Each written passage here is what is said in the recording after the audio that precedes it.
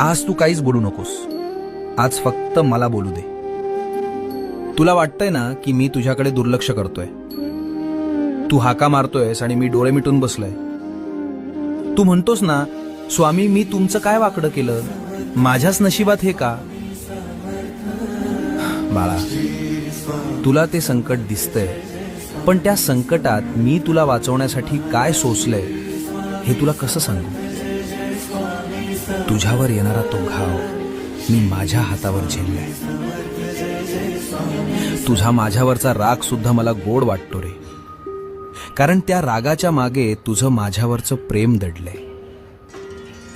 हे बघ, जगाला वाटत असेल की तू हरलायस, पण जोवर माझी नजर तुझ्यावर आहे तोवर तुला हरवण्याची ताकद काळामध्ये सुद्धा नाही.